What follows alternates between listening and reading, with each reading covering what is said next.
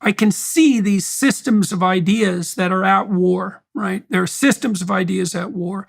And the system of ideas that's on the woke side is the meta-Marxism of the postmodernists, right? Everything's a victim-victimizer narrative. It's an all-devouring ideology that grants moral propriety to its upholders. It's an unbelievably dangerous enterprise, but it is impersonal in some ways, in that if you have 100 radicals, they all have the same idea.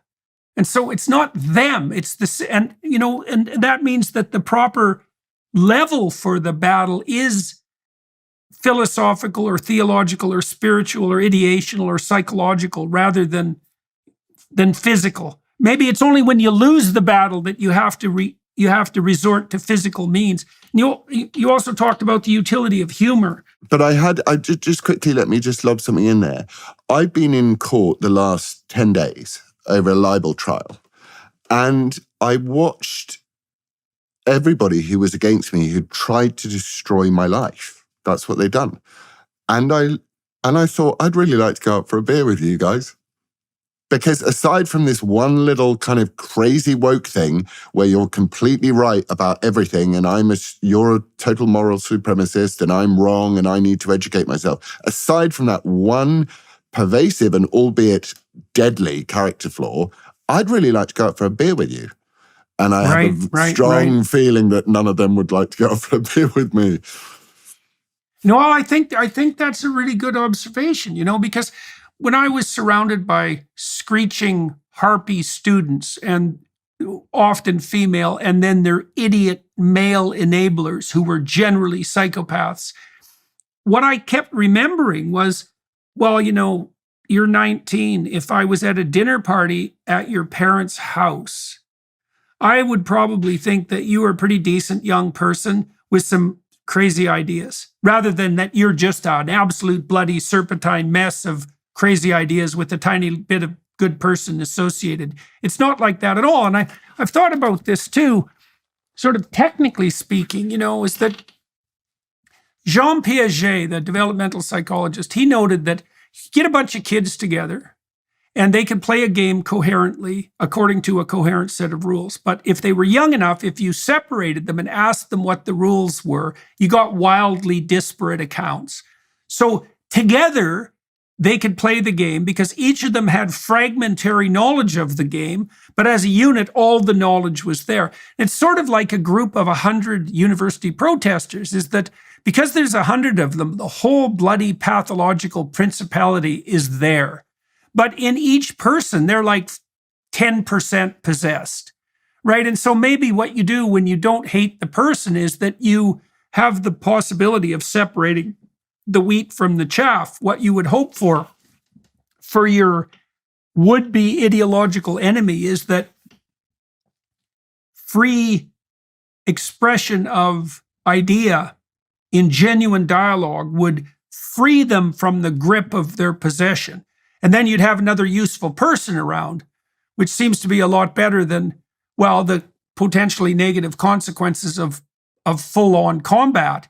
You mentioned, I had a journalist friend of mine say something similar to me this week, by the way. He said, very wise man with much experience, he said he believes that we're entering the most difficult phase of this conflict. And you alluded to something similar. Why did that idea make itself present to you? And why do you regard that as an accurate summation of what's happening? I think it's difficult. As an actor, you're trained, a tiny part of your brain is trained. It's such a small part of your brain. It's to be present and to remember at the same time. So it's a tiny part of your brain in conflict. And that creates a sense of, I can see something's happening. And actually, it came to me by realizing, sitting in court, when you put this ideology to reason, to cold scrutiny, to proper and rigorous inquiry, it has nowhere to go. It has nowhere to run. It can't survive a conversation. None of it can survive a conversation. And you notice that as, you know, these little sparks that appear in society, like anti-Semitism and people feeling that they can identify totally as their own little crowd group in Britain, you think that people are beginning to run out of patience. And they're just signs. And I think Peter Boghossian put it really, really well. He said, this is coming to an end, and everyone is going to say that they never played part. And I suppose in a sort of roundabout and rather stupid way, I'm trying to say I can tell it's coming to an end. I can just see it coming to an end. And I know it's coming to an end because it doesn't make any sense. And nature abhors a vacuum. And we've had a vacuum now for a very, very long time. Okay, so I'll play devil's advocate there again. So I talk frequently with both Jonathan Pajot, who's been a cardinal player in this ARC enterprise, who's a very wise person, and with Michael Mellis. They're quite different people because Pajot is a icon carver and a deep Christian, trained as well in the postmodern ethos, so he understands both sides of the argument. And Michael Mellis is kind of a libertarian anarchist, but both of them both of them believe that we're not going to get through this bout of ideological conflict without some really serious trouble. And my sense is more agnostic.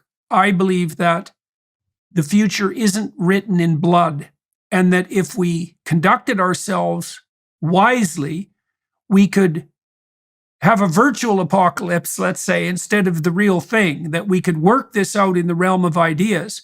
We could tilt ourselves back on the upward path without the kind of mayhem that sometimes accompanies a transformation of ideology. Now, there's some precedent for this. Obviously, when the Soviet Union collapsed, that was much less bloody than we had any right to hope or expect. So, but then I'm really torn about this because I look at the universities and I think, oh my God, you guys are so far gone that nothing but your total collapse is going to bring about a transformation. And when I start thinking that that's a rather pessimistic view, something like what happened in Washington happens, and you get the president of MIT and Harvard and UPenn, all three woefully underqualified for the job, come out and say in unison something so utterly blood-curdling and preposterous that it's surreal. You think, well, it's a long ways yet to the bottom. And so you think it's going to come, you think you intimated that you believe that this is going to come to an end. I don't have any vision of how things are going to lay themselves out over the next few years. I can't predict it. And so, but you said you have a sense. I can see, look, I put up 5 YouTube videos last year that were all critical of the climate narrative. And basically nothing happened to me as a consequence. YouTube put up a few warnings, that like they always do about how climate change is this ultimate catastrophe, but they left them alone. And almost all the comments were positive. And certainly the climate catastrophe narrative has taken a vicious hit in the last year. And people are pretty tired of the trans stupidity.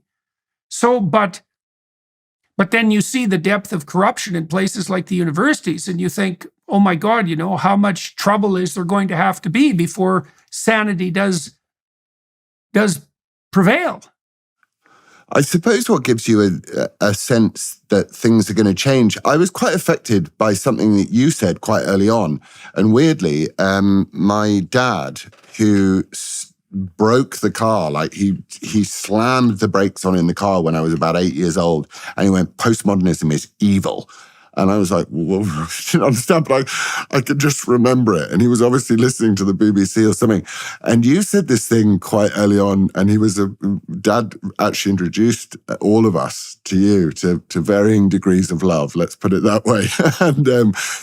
and one of the things that I thought was this idea that you raised, which was when this thing is overthrown, what comes? A sort of Hitlerian figure comes, doesn't he, out of the Weimar, which is, Victor Davis Hanson talks about how we're in this sort of leisured, affluent Weimar period. And from that comes a Hitlerian figure. And one of the greatest things that I think about Britain, and John Anderson said this to me as well when he spoke, he said, when things get really, really bad, people are going to look at Britain. They're going to look to Britain and they're going to look at your legal system, and we're going to look at the way that you've been going around. You know, you've reformed, you've unreformed, you've reversed revolutions, you've done all this stuff. And I think that there is, within the English patience, the fundamental English patience, there's a real stoic solidness to it. And I think that that's what will ultimately end this period. That we cannot have, people are now openly laughing at the way universities are talked about in the UK. Anyone who is vaguely awake is turning around and saying, don't send your kids to universities. We do what we do via the Bad Law Project to challenge the government over certainly stuff that they're teaching in schools. And I think a sort of bloodless coup is possible, but part of me is like, this is going to end violently? But it might end violently. It might end violently in a good way, for want of a better word, which is that they get so upset and so angry and so annoyed that no one is listening to them, and that British people still want to protect their culture and not have it diluted and stuff like that, that there's a big riot. We've already seen what's going on in London over the last 3 weeks, and Britain just galvanizes itself. And we're very tough like that. And that gives me some hope. Admittedly, it's fleeting often, but it does give me some, it gives me hope that it can be. How quickly was McCarthyism, they just said go, didn't they? It was just like goodbye.